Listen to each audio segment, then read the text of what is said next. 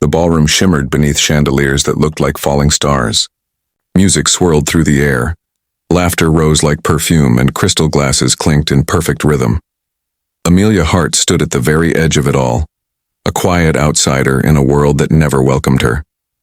Her dress was simple, one she'd borrowed from her sister, the fabric a little tight at the shoulders. But it was the best she could do. She worked 2 jobs, cared for her ailing mother, and had sworn she'd never set foot in a place like this again. But fate, or rather, her sister, had dragged her here to deliver a charity report to the event's host. She thought she'd slip in, hand it over, and leave unnoticed. Then she saw him. Evan, her ex, the man who once told her she'd never be enough for a man with ambition. He stood in a sleek tuxedo, his new fiancée clinging to his arm, the same woman who'd taken Amelia's old position at the firm. Their laughter cut through her like glass. Her breath hitched. She turned to leave Naui and collided with someone. "Careful," a calm, deep voice said, steadying her. She looked up and froze. Tall, dark hair, eyes like rain after fire, sharp yet gentle. His presence seemed to quiet the chaos around them. "Are you all right?" he asked. Yes, I just... "Sorry," she stammered. He smiled faintly. "No harm done." But as she glanced back toward her ex, who was smirking now, clearly having seen her stumble, a desperate thought struck her. She turned back to the stranger.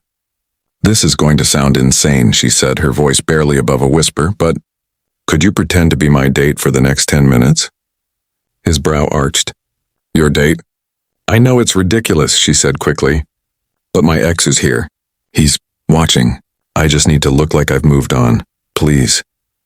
For a heartbeat, he simply stared at her, the kind of stare that stripped away lies and defenses. Then, without a word, he offered his arm. "All right," he said with quiet amusement. "Let's give him a show." Amelia blinked. "You'll do it?" He smiled. "You seemed like someone worth rescuing."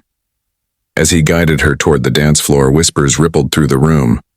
The mysterious man, tall, composed, undeniably magnetic, had just taken a stranger's hand.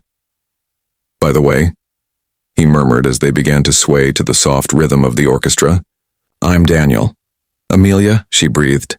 His smile deepened. "Amelia, I like it." She relaxed for the first time that night. The warmth of his hand on her back, the strength in his calm, it felt natural, safe, like she belonged there. Then her sister rushed over, eyes wide. "Amelia, do you know who that is?" she whispered. Amelia frowned.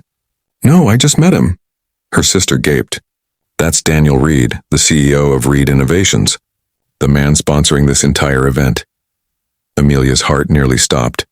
She had just asked a billionaire to pretend to be her date. Daniel caught her stunned expression and chuckled softly. "Relax, I said I'd play along, didn't I?" And when their eyes met again, something sparked. Not the show she'd asked for, but something neither of them had expected. Something real. The night thinned. The music slowed. The ballroom lights softened to a honeyed glow. Most guests had drifted out to the terrace or slipped away into waiting cars. Amelia stood at the edge of the marble balcony, gazing at the city lights shimmering below like fallen stars. Her bare shoulders shivered in the cool night air. She wasn't sure what had just happened or what she was feeling. "Cold," came Daniel's voice from behind her. She turned as he draped his jacket over her shoulders. It was warm, carrying a faint scent of cedar and rain. "You didn't have to," she began. He smiled lightly. "You're shivering." "I did." They stood side by side in silence for a moment, the city humming beneath them.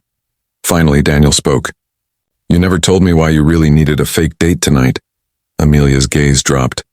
"Because I'm tired of being looked at like I'm small," she admitted softly. "Like I wasn't enough to keep someone.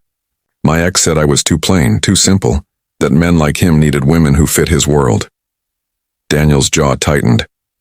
"He sounds like a fool." She laughed quietly. "Maybe. But I guess I believed him for a while." Daniel studied her face, the sincerity in her eyes, the vulnerability she tried to hide behind courage. "You shouldn't have," he said gently. You walked across a ballroom full of people and asked a stranger for help. That takes guts. You're far from plain. Amelia looked up surprised. You're good at pretending, Mr. Reed. He smiled faintly. Maybe not as good as you think. There was a pause, a long, unspoken pull between them. Then he reached into his pocket, pulled out a folded napkin, and handed it to her. Written in neat handwriting were 5 simple words. Dinner tomorrow. No pretending. Deal? Her breath caught. You're serious? Completely, he said, his voice low and honest. I don't usually let people in. But tonight, he hesitated, searching her eyes. Tonight, I stopped pretending too. Her lips trembled into a smile. Then maybe I'll stop running from my life. Daniel's gaze softened. Good, because something tells me you're exactly what mine's been missing. For a long moment, the world stood still. The lights, the breeze, the music, and all faded until there was only the two of them, standing beneath the starlit sky, no longer pretending to be strangers. As she handed the napkin back to him with a shy smile, he took her hand not as a billionaire, not as a rescuer, but as a man who had found something genuine in the most unexpected moment. And when he whispered, "Tomorrow, 7 o'clock," she nodded. "Tomorrow," she said softly.